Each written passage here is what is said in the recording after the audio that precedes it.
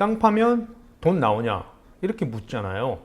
10분 정도만 이 영상 보시고 반복해서 보시면 땅으로 돈 모으는 방법, 땅만 파도 돈이 된다는 것을 아실 수 있을 겁니다.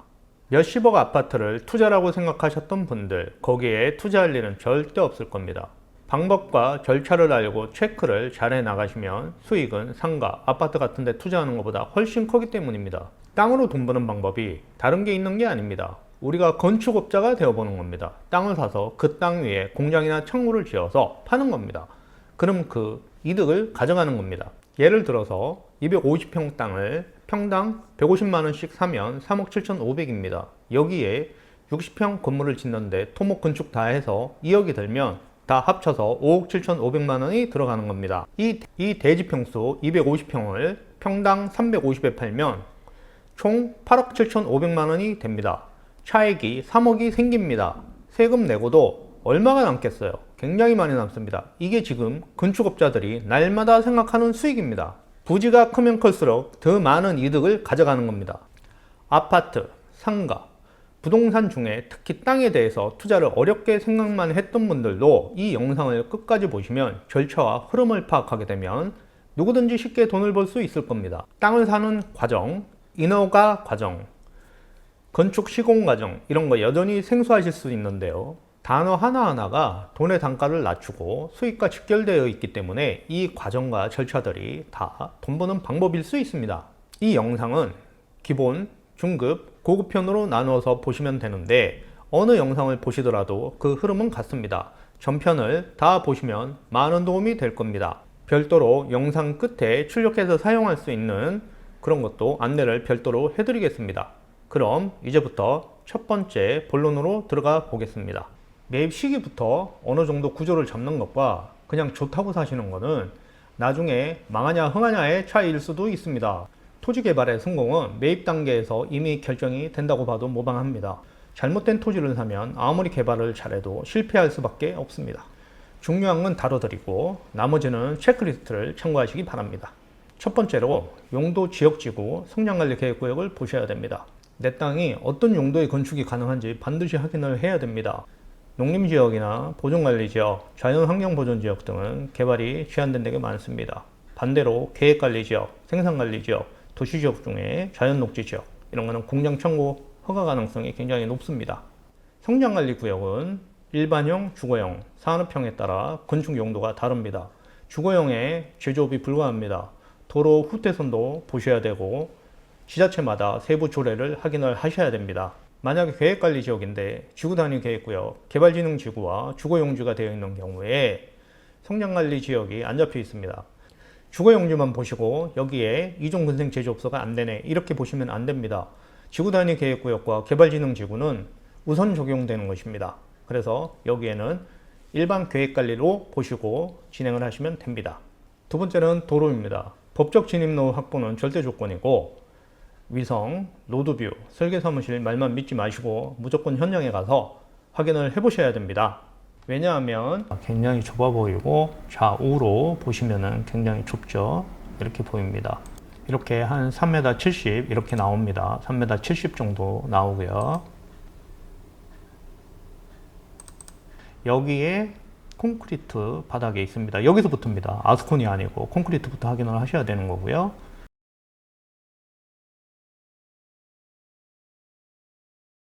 (4m 30) 정도 나옵니다. 4m 확보가 된 겁니다. 이렇게 확인을 하셔야 됩니다. 여기서부터 여기까지가 한 3m 정도 나왔습니다. 이 공장에 공장장님을 만나서 정리를 한 사례입니다. 구간이 안 나왔습니다. 이 구간이 안 나온 거를 저희가 찾아가서 정리를 좀 했습니다. 이렇게 많이 늘렸습니다. 이 구간을 늘려서 4m로 늘려서 지금 보시면은 엄청 많은 공장들이 들어왔어요. 저희는 하나만 했는데 저희가 뚫고 나서 이렇게 많이 매각이 됐습니다. 또한 내 사업에 맞는 차량 진입의 종류들 4m면 되는지 아니면 20피트, 40피트 컨테이너, 트레일러 이런 것들이 들어오는지 확인을 하셔야 됩니다. 세 번째로 기반시설의 연결 가능성입니다.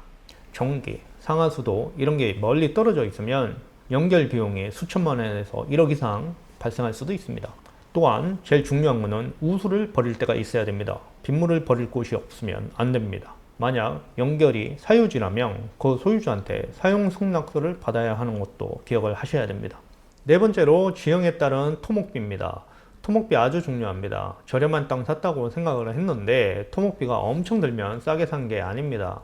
번면 발생으로 나중에 팔 때 그 상실되는 가격도 확인을 하셔야 됩니다. 다섯 번째로 권리관계와 서류검토입니다. 등기부등본, 토지이용계획 확인서, 토지대장, 지적도 확인은 필수입니다. 근저당, 가등기, 소송 중인 토지는 좀 피하셔야 되고 가압류 중에 해방공탁 이런 것도 아셔야 됩니다.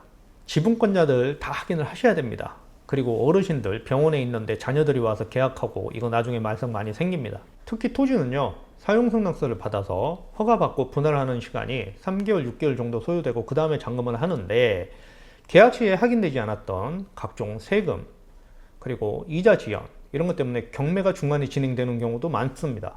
여섯 번째로 가격을 한번 보셔야 됩니다. 주변 거래 시세, 사례, 향후 수요도 좀 보셔야 되고 현재 이 지역에 어떤 용도의 건물들이 잘 나가는지 거래가 되고 있는지 잘 보셔야 됩니다. 도로 계획이라든가 어떠한 것들이 들어온다는 입지 계획들, 도시 계획들 이런 걸 한번 물어보셔야 됩니다. 단순히 싸다는 이유로 사시면 결국 비싼 땅을 산 거나 마찬가지입니다. 일곱 번째로 법령 변경에 대한 리스크입니다. 도시계획, 개발 제한, 조례나 이런 것들이 많이 변경이 됩니다. 지역마다 수시로 바뀌기 때문에 오늘 당장 허가를 내는 게 득인지 아니면 내년에 다음에 내도 되는지 이거를 확인을 하셔야 됩니다. 토지 쪽에서는 이 조례가 엄청 중요합니다. 여덟 번째로 자금 여력을 보셔야 됩니다. 토지와 시공비 외에 매각 지연 시 안게 될 이자 등을 계산을 해봐야 됩니다. 그 다음에 저희가 기타 현장에 가보시면 송전탑, 고압선, 축사, 비료공장, 폐기물 소각장들 이런 것들을 좀 확인을 해보셔야 됩니다. 이렇게 체크를 안 하시면 실패하는 사례가 꽤 있습니다. 개발이 불가능한 지역을 매입해서 인허가가 불가능하거나 진입로가 없고 협의가 안 돼서 개발을 포기하는 경우, 상수도, 오수, 우수 등 인프라 연결 비용이 감당하기가 불가한 수준이 있습니다. 권리관계 하자, 등기 등 소송으로 인한 손실이 많을 수도 있고요. 시공비 초과로 원가 해소가 실패하는 경우 손실로 바로 전환됩니다. 매각 시점을 놓쳐가지고 수익 하락과 지연 이자를 감당하는 경우가 많습니다. 이런 상황은 땅이 나쁜 게 아닙니다. 분석이 부족했던 겁니다. 사전에 체크만 해도 대부분 예방할 수 있습니다. 토지 매입이 끝나면 어느 정도 검토를 하신 거예요. 그 다음에 인허가를 내고 시공을 준비를 하셔야 됩니다. 첫 번째로 사전에 타당성 조사를 합니다. 위에 말씀드린 거하고 중복이 될 텐데요. 먼저 토지의 용도지역, 성장관리계획구역, 도시계획, 인근 인프라, 도로계획 이런 주변 시세를 조사를 합니다. 두 번째로 개발행위 허가를 받습니다. 토지의 형질 변경, 건축물 배치, 인허가를 계획을 하고 관공서에 허가를 득합니다. 용도에 맞게 소매점, 제조업소, 공장 등을 진행을 합니다. 네 번째로 사업자 등록을 결정을 합니다. 법인으로 할지 개인으로 할지 임대 또는 개발업 등으로 할지 결정을 해서 양도세로 갈지 아니면 사업소득으로 갈지 생각을 해보셔야 합니다. 다섯 번째로 시공인데요. 토목을 합니다. 진출입로, 옹벽 이런 거를 하고 바닥 기초를 합니다. 그 다음에 H빔 골조를 하고 판넬을 붙이고 마감을 합니다. 시공자 선택을 잘못하시면 초기에 계약금을 주고 돈이 모자라다고 계속 돈만 요구하게 됩니다. 현장은 그대로 방치되는 경우도 많습니다. 특히 인터넷에 광고되는 업체들 중에 굉장히 싸게 접근하는 업체들이 있습니다. 굉장히 조심하셔야 됩니다. 시공을 하실 때 민원이 많이 발생되는데요. 분진이 많다, 소음이 많다, 도로 조명 관계 때도 많이 발생을 하는데 그냥 일상이라고 보시는 게 맞습니다. 여섯 번째로 비용이 좀 듭니다.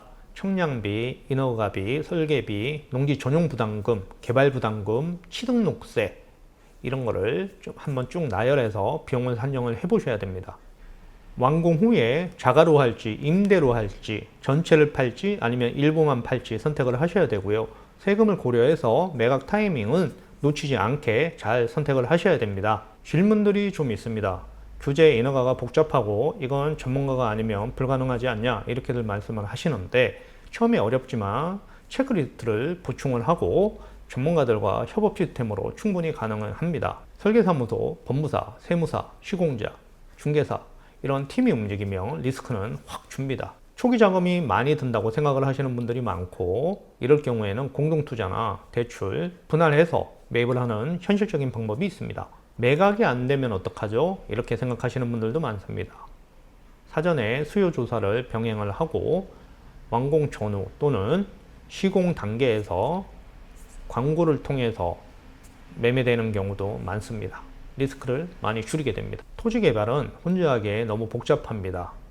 건축 설계, 토목, 세무, 법무사, 중개사 각 영역이 얽혀 있습니다. 그래서 이 전문가 집단과 협업하는 구조가 필요합니다. 이게 바로 토지 전문 컨설팅의 핵심 역할입니다. 다 짓고도 준공이 안 되는 경우도 많이 발생합니다. 이런 문제를 미리 잡아내고 해결하는 게 저희 같은 토지 전문가의 역할입니다. 지금처럼 이런 복잡한 시기에는 혼자 판단하지 마시고 토지 전문가에게 먼저 상담하는 게 돈을 버는 가장 빠른 길입니다. 공부의 양은 이런 전문가들과 대화가 가능한 수준만 되면 됩니다. 공부만 하다가는 끝납니다. 오늘 영상의 핵심을 정리해 보겠습니다. 첫 번째로 땅을 단순히 보유하지 말고 개발로 가치 상승을 만들자. 두 번째로 매입, 인허가, 시공, 매각 이런 단계를 정확히 이해를 해야 됩니다. 세 번째로 리스크는 피할 수 없지만 준비로 통제할 수 있다. 꼭 명심을 하셔야 되고요. 전문가와 함께 하는 것이 결국 수익의 지름길이라는 것을 기억을 하셔야 됩니다. 지금 설명란이나 고정 댓글에 체크리스트를 무료로 제공하게 해놨습니다. 처음에는 4장 정도로 만들었다가 너무 긴 것 같아요. 그래서 확 줄여서 한 장에 다 담았습니다. 앞으로 토지를 통한 현실적인 투자 방법을 계속 알려드리도록 하겠습니다. 다음에는 체크리스트에 있는 부분들을 한 단락씩 발췌를 해서 영상에 담아 보겠습니다. 오늘도 시청해 주셔서 감사합니다.